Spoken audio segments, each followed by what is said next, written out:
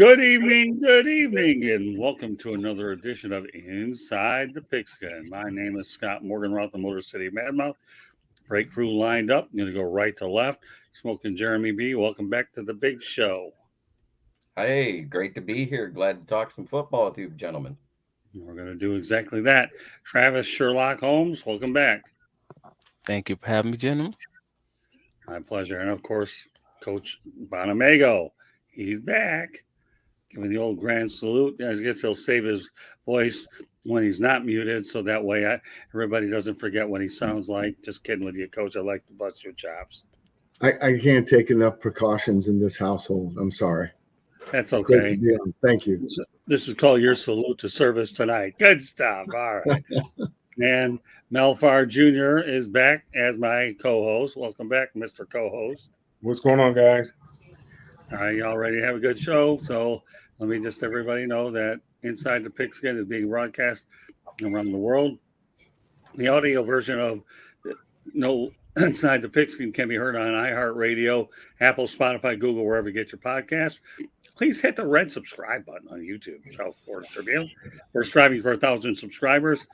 Please also comment, like, and share the broadcast. Want to be a guest? No problem. Just be active in the chat room, number one. Or two, send your topic ideas to South Florida Tribune at gmail.com. Also, if you want to advertise cost efficiently, call me 954-304-4941. We broadcast live on Facebook, LinkedIn, Twitter, and YouTube. Our website is www.southfloridatribune.com.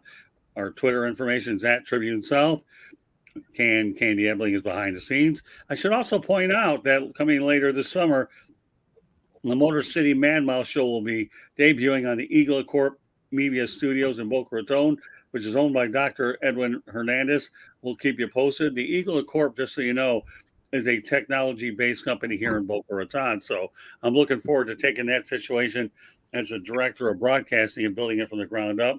And of course, once we get that rolling, then our shows are going to appear on both networks. So stay tuned for updates. Well, great show tonight. So, of course, I'm always going to say that because when you feel like you're confident in the crew to deliver the goods, I feel like we're very consistently able to do exactly that. All right. Deion Sanders, not afraid to call his shot. This appeared on the South Florida Tribune Inside the World on June 13th. All right, Jeremy, let's talk about prime time. I know he's in the hospital and he's recently had surgery because of blood clots, but he's certainly the new sheriff in town out there for sure. Give me your thoughts about the message that Sanders is going to send out in Colorado. Well, it's basically player, you're not going to be here, right? Right. What else is he supposed to say? He's got to turn around a team that won, 2 games last year? Right. I mean, it is what it is. If you were on the team and you didn't play well, you better have played stellar to stay, as he proved when he cut 61 of them. All right, Travis. I mean, yeah, he's doing what he did at Jackson State, right? Like, this is the same process. The only difference is we're just seeing it on a much larger scale because he's at a bigger school. So he's getting even more media attention, which is a wild statement to say because it's Deion and he's a media attention magnet. The man knows how to stay in front of a camera and he knows how to stay in front of a microphone. Like, it's like a baby in a pacifier. So Deion is doing what he did at Jackson State. He's doing the exact same game plan, hoping that it works the exact same way. So they started out solid at Jackson State and became great really quickly. And that is sort of the hope. And frankly, he is a well-known athlete, a well-known, iconic NFL cornerback who is able to strike while the iron is hot as far as NIL, as far as the transfer portal, as far as all these things existing. And he is using them in an insane but also kind of intelligent way. You can't really knock him for it. It's just, hey, man, I hope it works. And it seems like it might, just based on it being free agency without the money, honestly. Hello, Will Vogel. Glad you're always on here. You always bring a lot of great things to the show. Okay, Coach. Well, someone told me a long time ago, it ain't bragging if you've done it. And, I'm a big fan of Deion. I think he did a phenomenal job at Jackson State, not just to elevate that program, but I think, at least elevating the exposure for the HBCUs and the young men that choose to play there. I mean, shoot, he's doing everything within the rules. I mean, other people might not like it, but he's not breaking any rules. And so I applaud his aggressiveness. I mean, he's coaching the way he played. And, if you watch him and you really truly listen to what he says and his message to his players, he's being forthright. There's no secrets. I mean, and he's treating it like the business that it is. And now, with the NIL, with the transfer portal, it's college football, especially at that level, has always been a business. Let's not make any mistake about it. He's treating it more like the business that it is. And it goes both ways. Those players are free to transfer. I mean, they're negotiating their own deals. College players are getting agents to help them secure NIL funds. So again, I just go back to, he's not breaking any rules. He's working within the lines and just being very aggressive with it. I wish him luck. I think he will be successful. All right, I'm going to have Jeremy read Will's comments, and we'll turn it over to Mel. I think that Deion is going to bring in recruits to play for him and turn them around slowly. But I think in a few years he will be in charge of FSU, meaning Colorado is just a stepping stone. Boy, you know what? We're going to comment on that and hang tight with it there. Okay, that's a loaded one. Mel, first, give me your thoughts of that. Well, I think Deion is, looking at it just like an NFL coaching job. When you have a bad team, you don't fire the players. You get rid of the coach, and the coach comes in there, and they get rid of all the players and get the kind of players in there that they can feel that they can win with. Now, whether that's players that they're familiar with, or it's just different type of players in the organization because they know the type of players that were there, they weren't successful, and generally, what happens is you get rid of the head coach. He comes in and he cleans out everybody, and eventually, within a few years cycle, that whole team has changed. And Deion's doing it, like Coach Bono said, within the rules. This is, we talked about it a few weeks ago. I mean, this is something that they're allowed to do when they're coming in as a first year head coach, where they can actually get rid of players. Now, if they decide to stay there at the university, they have to continue to pay their scholarship, but they're no longer on the football team. If they decide to go in the transfer portal, they're more than welcome to do that. And like Coach said, he was very upfront about it when he went in there and took the job, that this is what he's going to do. This is what we're looking for. This is what we're going to do. And he told them all to hit the transfer portal because, they were 2-11 or 2-9, whatever it was the previous year. And Deion's not, he's not a loser. He's a winner wherever he's been.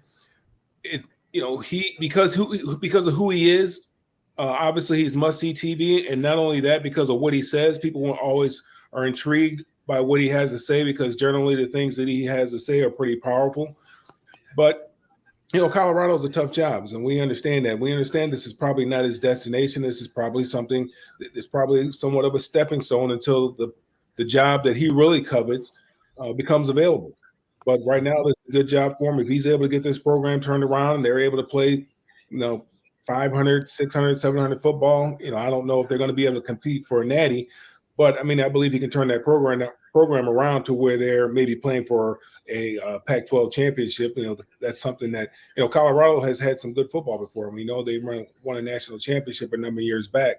But, I'm looking forward to seeing what Deion's going to do. It's unfortunate that he's having these health struggles. That's, praying for him. And, hopefully he has a speedy recovery and he's out there and able to, to do the things that we know that he's capable of doing. And hopefully these health issues won't set him back.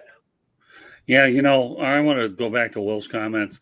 Well, I could see him eventually going to Florida State, but not anytime soon. But, it's interesting how you throw it out there because it's his alma mater. I think Florida State made a mistake by not giving him the job earlier. I understand that he took Bethune-Cookman and he did pretty good things with him. But, yeah, if you win in Colorado, you're doing well. Well, I don't think you're that far off base. And you know what? I'll back it up with George Eichhorn's comments. Then again, you will, Jeremy. Will is getting way ahead of himself. Give Deion the time he needs to mold a winning team in Colorado. Yep. Everybody thought the same thing in Jackson State when he went there, and he turned them around in 2.5 years, was it? Right. So to say he can't do it at the next level, the athletic director asked him to give him 3 years, and Right. he lived up to that commitment. He said, "Give me 3 years, Deion. Don't do anything. Give me 3 years here." When they hired him, and he lived up to that commitment. Then he had an opportunity that a lot of people think came out of nowhere, and they paid him a lot of money to go to Colorado, and he felt obligated to take that job. Okay, I'll Jaron? say this. That's one of Oh, my go ahead, guys man. there. Lion King, don't sweat the Detroit Lions secondary technique. All right. Hey, I have a responsibility to put every comment up Hey, there. Scott, can I just make one more comment on Deion? Absolutely. Yeah, go ahead, Coach. I mean, I think, look, it's always players over plays, right? I mean, there's no mules racing in the Kentucky Derby. That's not an original one, but one I've Right. used a lot. And the thing about Deion is because of who he is and what he's done, Right. I mean, he's a larger than life. That man can recruit, okay? And man, that's the bottom line. It doesn't matter, what they decide to do offensively and defensively. If he can continue to get players to plug in, and play for him, because I just think there's a lot of kids that want to play for him. I mean, I really, he's got the potential to go a long way and make Colorado great really quick. He may have more suitors than just Florida State before it's all said and done. All right, let's continue in the chat room and then we'll move on to the next topic. Okay, Jeremy. Lions 1960 says, agreed, George. How many years for D to turn around the program? Didn't they give him a 5-year deal, wasn't it? I think so. Yeah, I'm pretty sure they did. I think it was 5 years.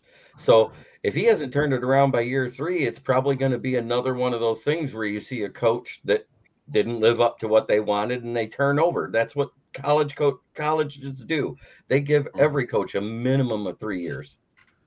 All right, just so you know, Jeremy, tell Lions 1960 what the policy is when he's active in here to get on the show.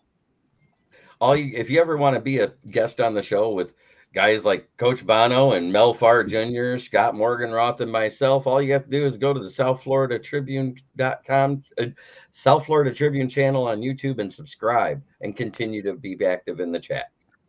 Yep, there you go. So Lions 1960. Jeremy's handling all the newer additions back in his direction. Once you subscribe, let Jeremy know, and then he's going to be on here. And I'll create more shows if I have to do that to make sure I live up to my word. All right. Well, Can I add one comment to that Deion conversation, if you don't mind? By all means, go ahead. Just to hop back in. Originally, we had the Jackson State job offer when Deion was actually applying at that time to non-HBCU schools. He was applying to D1 colleges like Colorado at that time. So a lot of people argued that he actually took that step down to take that Jackson State job simply because they gave him more flexibility in controlling the things outside of football, being able to bring in that Walmart money and get the facilities upgraded and all of these additional items that were going to support the overall program. Right. I would argue that he's doing the exact same thing with the Colorado job. Like they gave him that, they upgraded the facilities. They put in all of that money. And it's also Deion who's going to bring in money just because he's going to bring in the attention. So I think that if in reality, he might have had an offer similar to a Florida State, or maybe not to that level, because Florida State's a little bit down right now. But, a big time school that's down, but maybe not necessarily Colorado. But maybe he took the Colorado job simply because he's wanting to be more like one of those Chip Kelly characters where he's going to build a program in the middle of nowhere where, pretty much no one wants to go, where it's near impossible to recruit at, but he's Deion, so he can recruit. I don't know. He can recruit anybody to go anywhere. He can sell water to a water salesman. Like it's nonsense. But yeah, that's Deion. The rules don't really apply to this guy. So yeah, I honestly do believe he's going to turn this thing around in 2 to 3 years, just because right now we're going to go by his history, and he's doing the exact same program. So until we see it doesn't work, there's a reason Nick Saban doesn't like the transfer portal. So, at this current moment in time, if he's showing us the blueprint and making this thing work, well, the guy who has a blank checkbook, which is what NIL and the transfer portal really is, I kind of have to lean that way. All right. Well, I had one more thing about with George Eichhorn. Move on to the next topic. He says 3 years or bust. Well, okay, we'll see. 3 years is what you can usually make a determination where a program is in 3 years. But I don't know. When you're talking about the words Deion Sanders, I'm not going to sit here and say bust yet. That's way too premature. We'll have a much better gauge of what that program is going to look like after year number one. Topic number two: the NFL and NFLPA commit additional $500,000 to fund studies of innovative pain management solutions, including CBD. And you know what? To me, that's pretty interesting. So, with that said, okay, Jeremy, what do you think? CBD is now into the picture, and the NFL is committing some more money to it. What are your thoughts? Well, CBD, which has a lot to do, it's made from hemp or weed, to be exact. But the CBD itself is actually the medicinal properties of marijuana, which there is a way to remove what makes you high and still get the medicinal properties. It's Right. actually very good for pain management. It's very good for anxiety. It's good for depression. It's good for blood pressure. And it's also good for fighting cancer. Okay, Travis, what's your take on this? I mean, yeah, it's always good, and I'm always going to be a fan of the NFL and, frankly, any professional association of professional sports league, opening their mind to different ways to make these players feel like human beings. Like, I'm always going to be like, we knew, I don't know, 20 years ago, 30 years ago, that this was a beneficial thing for professional athletes. How do we know this? They told us. They've been like, very many of these athletes have been publicly telling us this for the vast majority of my lifetime. So I'm ecstatic about them at least being open to something that's seemed pretty obvious for a very long time. We know the NFL is generally a conservative league. They're going to be a little bit slower with these movements. So, hey, good job at least studying it. But my biggest hope is that we move past the studying phase after we get just enough evidence that says this is beneficial, so that we can actually get these guys, these gentlemen, feeling again like normal human beings, or something remotely close to that, after all these car accidents they're in every week. Okay, Coach. Travis, great job. I think I don't really have too much more that I can add to that. I think I agree with everything you just said. And let's face it, I mean, it's already there, right? We all know that it's already being utilized. I think it's good that they're at least studying it and can make it, get it approved. Okay, Mel, you have final word on this. CBD is the compound that they find in the leaf that doesn't have the THC, right? So we're not talking about guys going out there getting high. We're talking about, for medicinal purposes, being able to deal with pain and being able to heal and recuperate, and regenerative medicine, and so these guys can get back out there and perform at a high level. So anything that you can do to try to help these guys. I mean, for years, they've been taking all kind of supplements with who knows what's in that stuff, and guys have been doing that for a long period of time and say they're getting certain kind of results for it. Well, whether it's been approved by the FDA or not, but I think it'd be nice for them to go ahead and do this in conjunction with the PA to see if there are some benefits to this, so that players can have something to deal with, help them to deal with pain management, and also regenerative medicine to help them get back out there and be able to perform at a high level without the traditional methods that we know cause problems. When you're popping 30 Advil a day, that's a problem. When you're taking those other pain medications that become addictive, that becomes a problem. So yeah, I mean, hopefully they'll find something here, and that will benefit the players, so that they can get out there and do what they love to do. Yeah, more power to them if they can find CBD as a way to assist. All right, back to the chat room. Okay, we're going to go to Will, and then I want to keep riding it. Okay, Jeremy? Hopefully players don't use it in the wrong way, and I agree what Jeremy said. Well, it's hard to use CBD wrong, because CBD is actually short for what is called cannabinoids, which was proven by the University of London back in 1987 to literally destroy cancer cells. Okay. All right. Next. Thanks for answering my question. I asked one on LNU mailbag earlier, and someone in the chat said I needed to do research. I didn't know I needed to do research in order to ask a question. Well, that's because some people don't think before they speak.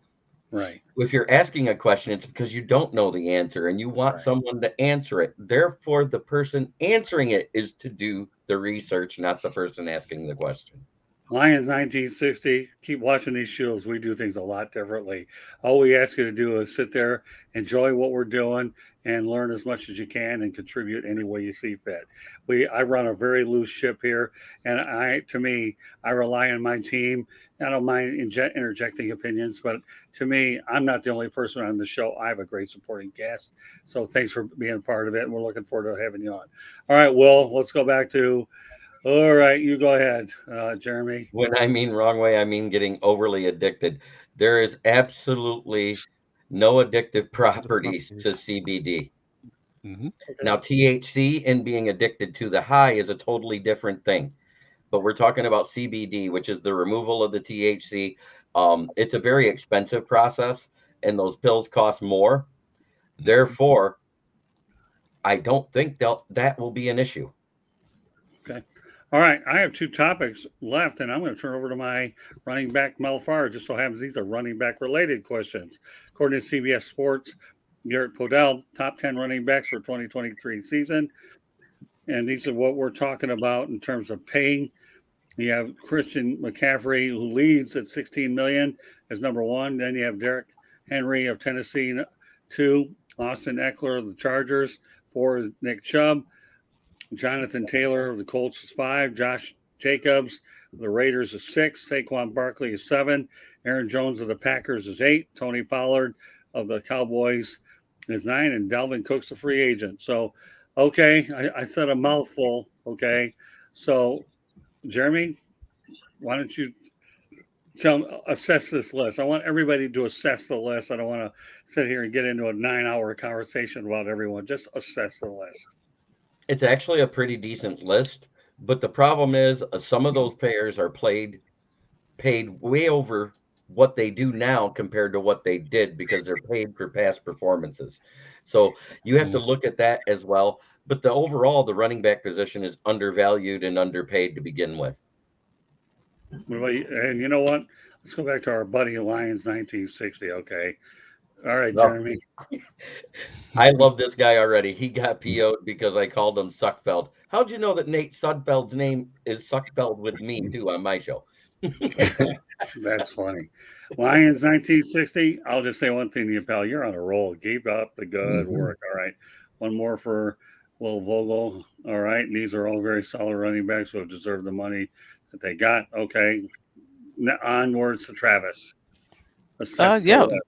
It's funny because you brought this one up because that was part of my parting shot. So I'm not going to ruin it now, but I would just, running backs and how they're paid is a part of one of my parting shots. But most of the running backs are really good players. Like there's not you didn't name any one player that's just like, I don't think this guy is a top 15, maybe even, top 20 running back. The problem is even with the top guys who you did name, one of them got traded. Christian McCaffrey.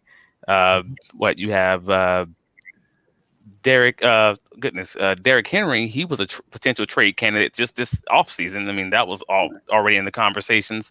And it's just such a weird thing with this running back position where you can be an incredible guy and it doesn't matter. Like some teams will pay you, and the vast majority of the teams will just be like, "Hey, man, no, I'll pay 3 running backs, 2 vet minimum and 1 rookie, and we'll just take this thing together and kind of keep it moving."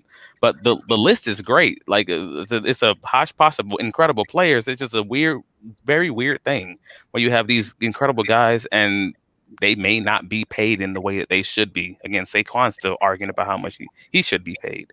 So again, great list. It's just weird how it works out for him. All right. Well, Lion 1960, you have a friend in Will Vogel. Nice job, Lion. All right. With that said, we'll turn over to Coach.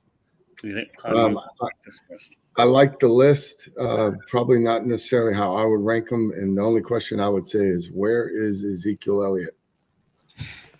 free agent not getting paid. All right, fair enough. Anything else you want to add to it?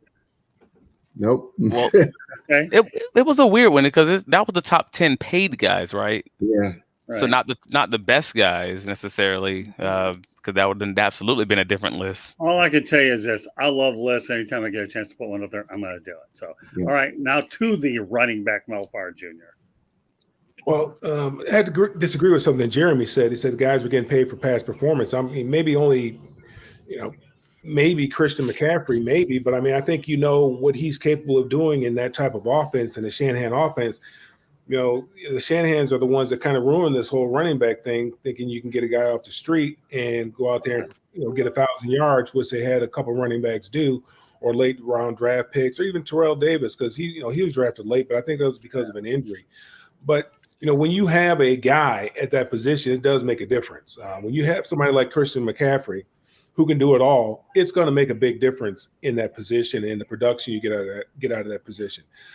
Derrick Henry, there just aren't many guys walking down the street like Derrick Henry. He's a handful. And once he breaks the line of scrimmage and gets to the second and the third level, you have to make a business decision. It really comes down to that. You're making a business decision as whether or not you're going to stick your head in there and get involved in that. So when you have somebody that's that guy, it really helps, number one, your quarterback, particularly if you have a young quarterback. It's going to help your defense as well, going to keep them off the field because you don't have so many 3-and-outs. You're able to sustain long drives, which gives your defense rest. You're able to, incorporate the play action game, keep the defense off balance, wear the defense out come the second half. After a while, guys they don't want it anymore. I mean, they're getting tired of getting leaned on. You've been leaning on for 3 quarters, and now here you come again. You got these big old 330, 40, 50-pound guys. And as a defensive lineman, you're a speed guy, and these guys are just leaning on you. You're tired, man. You're done. The line of scrimmage is a battle of wills. It's my will against your will. Somebody's will is going to have to give at some point in time. Right. And generally, the guy who's getting leaned on the most is you're probably going to break his will at some point in the game, and the game becomes a lot easier. So, again, I'm passionate about the running back position. I think what happened is some running backs, in a quest to try to get paid, made some bad decisions. You go back to the running back in Pittsburgh who decided Le'Veon Bell decided not to play, and even the running back at San Diego, Los Angeles, the Chargers, when he decided not to accept the money that he was trying to get. I don't know, 15, 16 million. They were offering him fair money. They ended up releasing him. He goes to the Broncos, and he didn't get anywhere near the kind of money that he was trying to get. So sometimes these guys price themselves out of the market because they see guys like Ezekiel Elliott and what he did, and he got paid. Derrick Henry was a short-term deal. Christian McCaffrey, for whatever reason, Carolina felt like they needed to pay him. He hasn't been able to stay healthy, but they paid him. Because they felt that he was going to be, that guy for him, but they ended up trading him, and San Francisco was more than happy to take on that contract because they know the type of, with that offense, what he's capable of doing. So I think there's been some missteps along the way that got the running backs in this situation that they're in right now. But you look at that group of running backs, that's a good group of running backs, and they're all very, very, they're still relatively young for, maybe old running back years, but they're relatively young as far as life is concerned. I mean, they're all under 30 years old and still are very productive. Okay, Jeremy, read the comment, please. Running backs are underpaid regardless of how much they're paid because of the pounding they take. Just saying. Well, And then Will Vogel says, I agree, Lions 1960. And he goes, and then Lions 1960 also says, yes, exactly. Totally agree with Mel. And DC 8091, the NFL needs more Schlesingers, all Stotts, Vardelis, Rothmans, Campbells, Van Ignis. Van Egan's, you're too young for Van Egan. He's in the ballpark. Scared to hit the D and win doing it. Well, that's just it. Well, that's just it. There's an argument to be made here, and I think it's real interesting that because when Mel was talking, I immediately thought the same thing, and then DC 8091 kind of hinted at the same thing I was thinking. There's a boatload of running backs who can be just those guys who you can probably get for pennies or you can get for very small contracts. And if anything, that's what's causing this issue. Because for every Derrick Henry out there, you may have a guy who can play a role like a Jamal Williams, who can be that sledgehammer for your team if you have a scat bat like a Swift as your main guy or an Alvin Kamara as your main guy, and you just need that hammer to be your other guy for a $3 million, $4 million, $5 million a year contract. And that is giving the running back market a real issue. If anything, that's the piece that I'm saying. I think the biggest part of that list, my biggest takeaway from looking at this list of individuals is the fact that the vast majority of these guys are versatile. The guys who aren't versatile, the guys who are only those sledgehammers like Derrick Henry, that may be the reason that they are so limited, because now they have to go and get another guy to do the other thing that you can't do. Versatility is becoming the biggest thing that NFL teams are wanting, so that defenses can't kind of key on you. Yeah, well, I'll mention one more comment. Corey was a dog, DC. Oh, I love watching Corey Schlesinger. All right, my last topic before I turn over to Mel. Melvin Gordon, running back, the worst position to play in the NFL right now. Several high-profile running backs still unsigned. And, of course, I'll mention the obvious list everybody knows. Talk about Ezekiel Elliott, Kareem Hunt, Leonard Fournette, Dalvin Cook. Gordon, mind you, is only 30 years old. So that's a loaded one. All right, Jeremy, you get the lead on this one. Well, I kind of alluded to this earlier when I talked about the best ones that play are not even on that list because they're sitting in free agency, whether it's because they're long in the tooth, whether it's because they just haven't been signed. The most versatile one on that list that hasn't been signed yet is Kareem Hunt. Right. Okay. In my opinion. Well, no debating that. All right, Travis. But then there's the obvious question of whether or not that's a decision for Kareem Hunt or is that a decision for the NFL? Because there's a line of there's a negotiation line where, hey, I'll play in the NFL, but I'm not playing for this.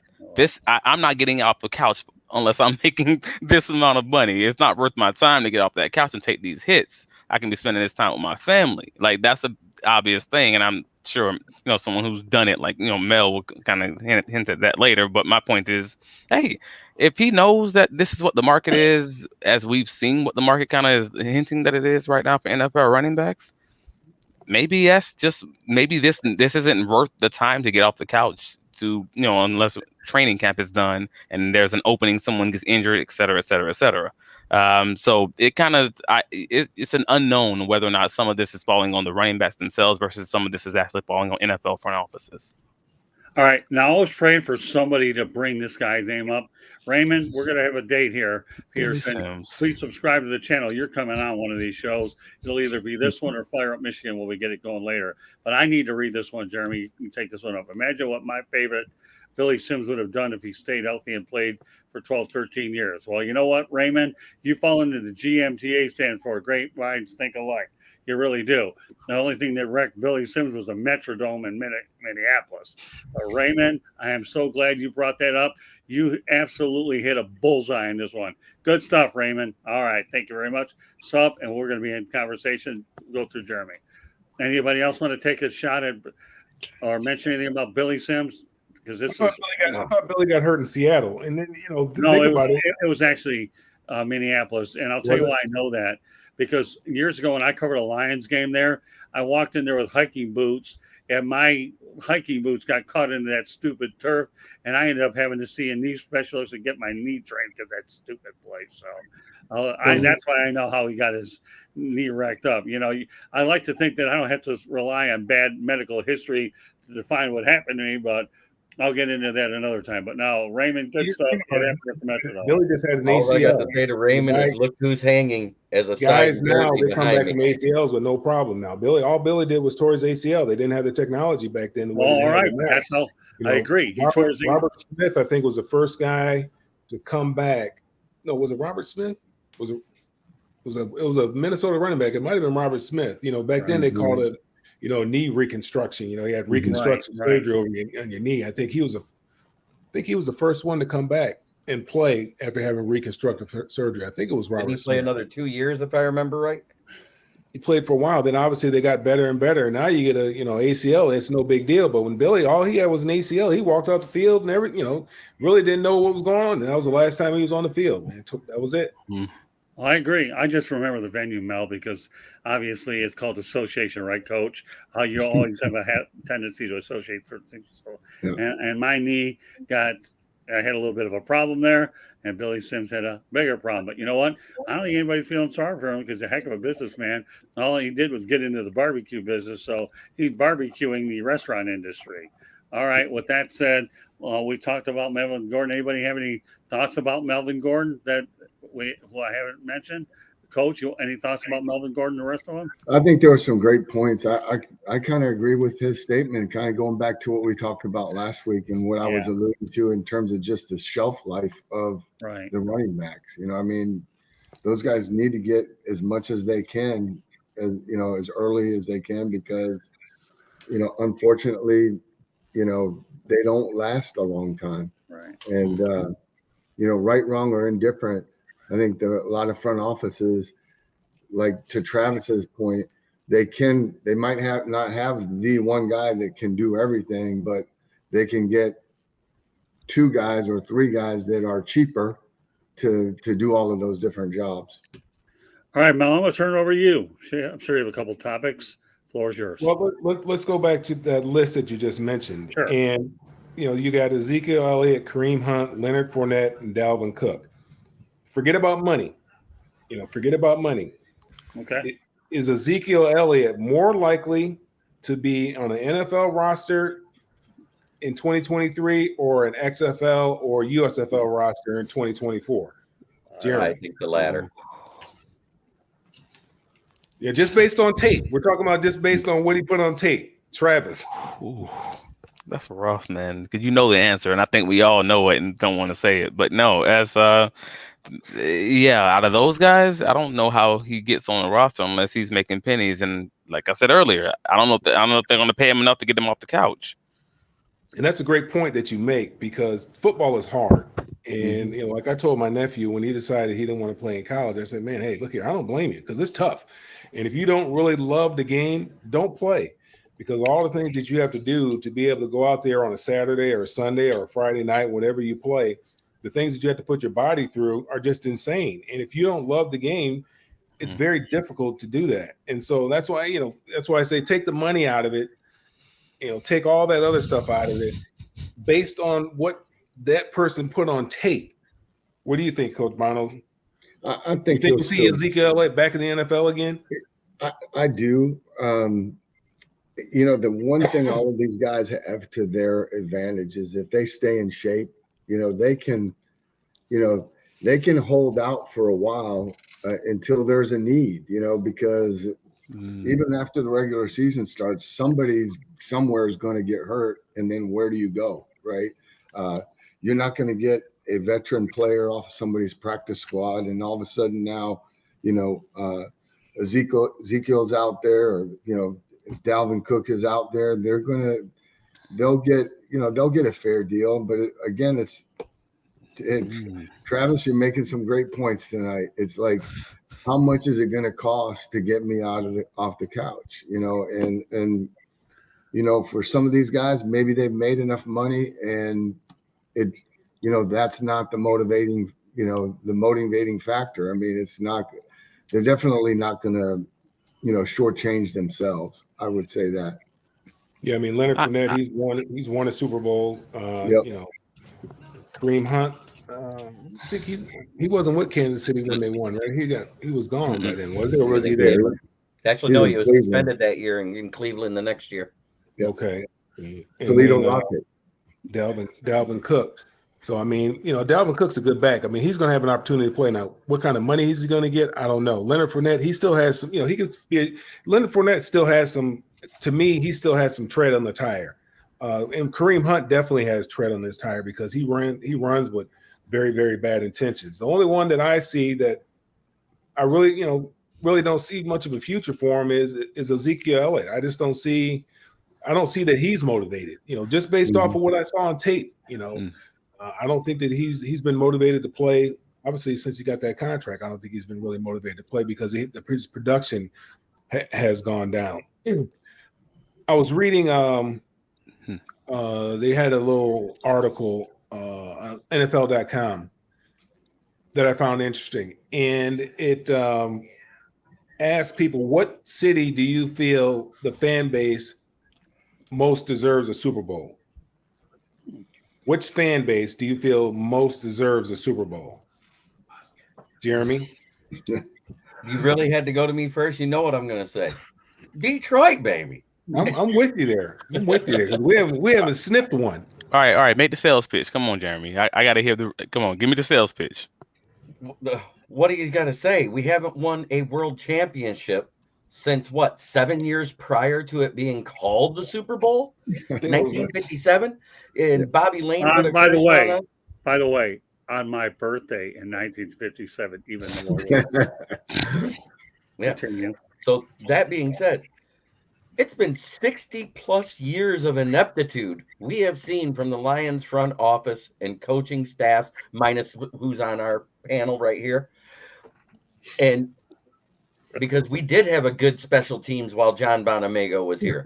You can look it up. It's true. We had a good special teams unit. We had trash everywhere else. They're doing well right now. Dave Phipp up there is doing a great job. I'm talking about up till this current regime. And that is why I think we are closer than a lot of people think. It could happen this year. Will it happen this year? It remains to be seen because proof is in the pudding. And what I mean is we've made it to the playoff 3 other times in this past 20 years. And what did we do? Flopped. Whether you want to say it was bad calls, whether you want to say it was this, that, or other, you look at the play calling. The play calling was abysmal, which left our defense on the field way too long. They got gassed and then got gashed at the end of those playoff games. Look, I mean, there's 4 teams that have never played in the Super Bowl, and that's Cleveland, Jacksonville, Detroit, and Houston Texans. Now, those are all expansion teams. You know, Cleveland, they came back as the Cleveland Browns, but that's an expansion team because their team left and went to Baltimore, and they started all over again. And the other teams we know are expansion teams. But Detroit is the only original team from the original NFL that has not gone to a Super Bowl. So, yeah, I'm with you there, Jeremy. Vogel, the Bills have been to the Super Bowl 4 times in a row and lost all of them with Jim Kelly. Don't say they haven't been there. And I knew you were going to make the argument that it was Detroit. And it stinks that I have to disagree. Only because I'm a Jaguar fan. And I know we're an expansion team. But no. I gave you the floor. Let me get it off. So the Lions have been just historically bad. Absolutely. Because you guys have done, you've wasted the career of an NFL great wide receiver and NFL great running back, Barry Sanders and Calvin Johnson. That is just insane. Like just to have that on your resume as a team is pretty insane. So I got to give you credit on that. However, the Jaguars have been worse since I've been alive. Like we have literally been worse. If you go year by year on how bad we have been consistently since Shad Khan bought the team, we were just historically bad. One of the worst teams competing with the Cleveland Browns for 12 years straight. So because of that, I got to go with Jacksonville. Basically, in my lifetime, the Jaguars have been a worse team than the Detroit Lions, and because of the Jaguars got to get a Super Bowl. All right, rapid fire in the chat room, Jeremy. All right. Okay. DC8091 says, if you don't love the game, don't play. Perfectly said, Sir Mel. Okay, next. Will Vogel's Hunt will be a backup and Cook will get a start, and Elliott will be a third down back if he plays. Okay, next. EE doesn't seem to have the drive we're seeing out of our Lions team now. Okay, well, all right. I think it's between the Bills and Lions. Both deserve it. All right, and last, we have a couple more here, and then we'll get back on track. Deserve the Super Bowl? Easy answer. The new effing Lions. All right. Okay. And last but not least, 8091 gives the best answer yet. Jags never went winless. All right, Mel, continue.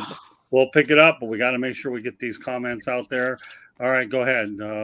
Marlon, what fan base do you think most deserves? I would love to see. I would love, and I coach for both of these franchises. I would love to see a Jacksonville, Detroit Super Bowl. But if I was going to pick the team that I love to see win it, I'm going to say the Lions. And I'll give you one reason why. Mrs. Ford. I want to see her have an opportunity to hoist up that Lombardi trophy before it's too late. She is a wonderful, wonderful woman. I have a lot of fond memories and I just think very highly of the Ford family, regardless of how the football side has been run and that sort of thing. But I've had a chance to be with a lot of organizations, and there is no other organization that is run in more of a first-class manner than the Detroit Lions. And it starts in the top, and that's because of the Ford family. I got one more question. I'm just going to ask I'm Travis also this a fan question. of the Cons as well, Travis. So You don't understand how much I don't want that matchup. The Lions, the way that they play defense is not conducive to the way the Jaguars play offense. You guys are a real problem for us, and I'm not even going to BS it. We appreciate that, Travis. But I mean, it'll be nice for you to get to the dance. So play against anybody, it wouldn't matter who they get to, who they play against. Rather, I got one question I'm going to ask you, Travis. And I was reading something on Fred Taylor, and he said that he feels he's a Hall of Famer. What do you think? Since you're a Jacksonville Jaguar fan. Yeah, I don't think it's a Hall of Famer. I don't think it's a question. Very good. I don't think it's a question. I think he's past that Hall of Very Good level. He is that guy who's absolutely not going to make the Hall of Fame that first vote or that first few votes, but he is going to absolutely squeak in time. One Pro Bowl and no All Pros. Never led the league in rushing. Doesn't have an MVP title. Doesn't have a Super Bowl title. A lot of that really came down to his injuries, though, and that's it's a sucky situation, but it's not so crazy. It's not so significantly different than even Tony Baselli. The only biggest difference was Tony Baselli did get his All-Pro votes, and that was the biggest difference. But if you're asking the guys who played the game at the time, most running backs would agree that Fred Taylor did belong in that conversation. That was always that conversation of whether or not he's over that line. He's one of those borderline guys that it's going to be. It's going to take a light year as far as the votes are concerned. You're going to have to make sure you just don't have very many running backs getting in, and he may get the votes in that way. But yeah, it's not even about running backs because they don't go in. I mean, right. Number of players that go in, and who every year, Tom Brady's coming up here pretty soon. They're going to have Drew Brees, Aaron Rodgers is going to be retiring pretty soon. There's a lot of guys that keep retiring. Aaron Donald's going to retire at some point in time. There's guys that are shoo-in first ballot Hall of Famers. Coach Bono, did you get an opportunity to coach Fred when you were down there? I did. I was when we were talking about the running back position. I mean, I remember coming in, to the Jaguars as my first NFL job, and after coaching college football and really coaching college football at West Point and seeing Fred Taylor in real life in the live flesh. And I was like, oh my God, this guy is a running back. I mean, he was a monster. And, I love Fred. Man, if I had a vote, I would vote for him. Yeah. A lot of writers feel one way, but you've asked the players that played against him, they feel like, and they're Hall of Famers. They feel like he definitely, deserves the opportunity to have the discussion to be put in the Hall of Fame and also, be inducted into the Hall of Fame. All right, that's it for me, Scott. Back to you. All right, Jeremy, you go ahead and read the next two comments, and I have one somber note that we have to talk about that occurred today, an NFL problem. So first of all, go ahead, Jeremy, with these two comments. Lions 1960. Yeah, Sheila deserves it. It'd be a great FU from her after being told she didn't have a place in the NFL. I was speaking more to her mother. I knew you were.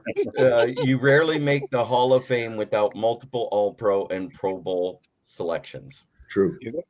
And that was always his issue. They had a real nice thing one time with the ladies at the NFL with her and what is it, McCaskey, the Chicago Bears. Mm-hmm. Mrs. Hunt, who just passed away not too long ago. They had a real nice thing with Mrs. Ford and all them, where all the ladies were talking and having a discussion and conversation of what it's like to be a female owner in the NFL. It was really nice. If you can find it, I think it's worth watching. Okay, unfortunately, on a somber note today, I learned about it earlier this afternoon. Rest in peace, Ryan Mallett. He died of a drowning accident out in Destin, Florida, at the age of 35. So, our hearts and prayers are with the Mallett family. I believe he played at the University of Michigan and Arkansas, and then he played with the Patriots. So, it's just one of those things that I remember when he played at Arkansas with Darren McFadden. Good point, Will. I'm glad you're able to remember that. Ryan Peace, dead at the age of 35, gone way too early. Anybody want to talk about briefly before we call it a night? Ryan Mallett, what can you say? He went to the Patriots, I believe it was, where he was a backup quarterback. He came in after Tom Brady got hurt that year and earned himself a contract with another team because he did well. I think he went 3-2 in that 5-game run. Right. He was completing over 65% of his passes. He threw in those 5 games. He threw for over 1,000 yards and had more touchdowns than interceptions. As a backup, you can't ask for better than that in that situation. And, my heart goes out to their family, especially his mother and father, because no parent should ever bury a child. Well said, Jeremy. All right, Travis, any thoughts? Nah, man, that sucks, man. That's rough, and that's a rough way to go. Even and this was his first year coaching. Like I think he was a high school football coach. Like just that impact across the league, that impact across that team. Those kids. Like everything, man. It just sucks for all parties involved. Absolutely praying for that family and praying for that community, man. It stinks. Well, Coach, this is unfortunate, isn't it? It certainly is. I mean, you hate to see anybody pass, especially that young. And, prayers for his family and everyone who knows him intimately. Okay, Mel, you have final word on this. Yeah, unfortunately, it seems like every day we're hearing about some young person that's passing away that played the game because of one reason or another. Obviously your heart goes out to the family. We all have kids, so even though we can imagine, but we can't possibly know what that family is experiencing right now.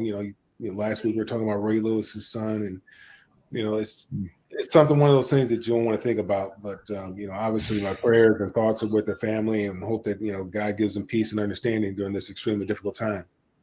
Okay, I'll put one more Lions comment up. Oh my God, my gosh, Ryan had a cannon for us. Loved watching him. Yeah. He must be talking about at U of M, because he did. He came in a couple games that year that he was here. Who was it he was backing up that got hurt that year?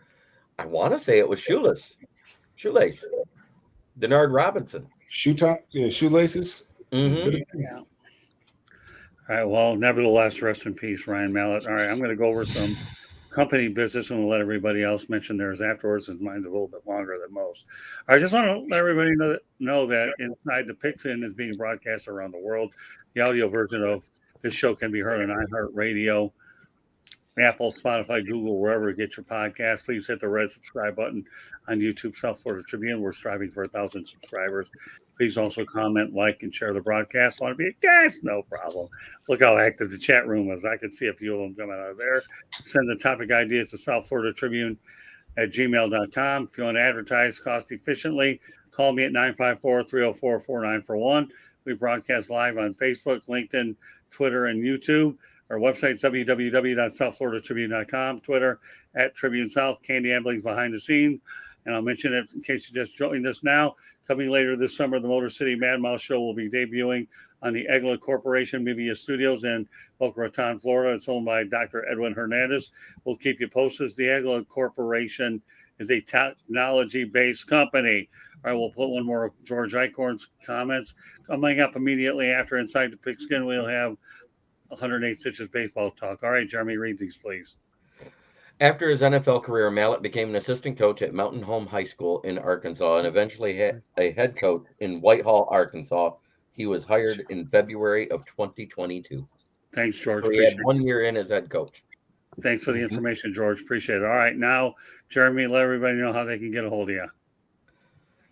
Well, you can always find me on this channel, which is the South Florida Tribune channel. Anytime Scott needs me, I hop in, whether it's Fire Up, Michigan, Inside the Pigskin, 108 Stitches, The Professor and Pupil. You name it, I'm there for them. And the Sports Exchange, let's not forget that one. Then you can also find my writings on the SouthFloridaTribune.com under the Motor City Tribune heading, where you'll see me under a list of authors such as Scott Morganroth and George Eichhorn that's been in the chat tonight, where you can see where I write about the NFL and the Detroit Lions. Then you can find me also on my channel, which is Kneecap Biting with the Detroit Lions, where I do my NFL show talking about the different divisions and the hot news throughout the week. That's on Wednesday nights at 8. Then on Friday nights at 9:30, I have my Lions Fan Cave chat, where I'm just going to come up with different topics every week, because the reason why I do one show a week, it's easier to pick which topics you want to talk about. All right. Also, Will Vogel, thanks for contributing. As always, much love back at you. George, thank you very much. Great job as well. All right, we'll turn it over to Travis. Hey, and you can find me throughout the season, covering the Jaguars for A7BN Sports with Student of the Game Media. You can find my writings on BigCatCountry.com, where I'm the news contributor for the Jacksonville Jaguars. And also you can find me here every week in season, every 2 weeks in the off season, inside the Pigskin. I always appreciate you guys having me, and I'm loving the growth. Oh, you're doing a great job, Travis. What can I say? Found you up in Jacksonville, and I really committed grand larceny stealing you. I committed grand larceny with all four of you guys, so whatever. All right, Coach, you tell them how they get a hold of you. You can't. You can only find me on this channel and this show. Otherwise, you got to get a boat and hope you can find me out on the lakes, on the water somewhere. All right, before we turn it, after the fish you caught, that was pretty good. All right, Jeremy, I'll give you a parting shot before we turn it over to Mel. I'm speaking as a parent who had to do exactly what Mr. Mallett's parents are doing. It's the worst pain and the emptiest feeling in the world. And anytime you hear about something like this, it brings that pain back. Okay. So please, if you can, take your time. Reach out to them if you know any of them. Offer your prayers, offer your condolences, and offer your hugs and love, because they need it right now. Well said. Okay, glad you got that one in, Jeremy. All right, last but not least, the co-host, Mel Farr. Find me on all the social media at Mel Farr Jr., Twitter, Facebook, LinkedIn, and Instagram, and also follow what we have going on here in Atlanta and also in Detroit at melfar.org. All right, well, that concludes this edition of Inside the Pigskin. Following Inside the Pigskin, we have the Sports Exchange coming up. So on behalf of Smoking Jeremy B., Travis Holmes, Coach Bono, and Mel Farr Jr., thank you very much for joining us on this edition.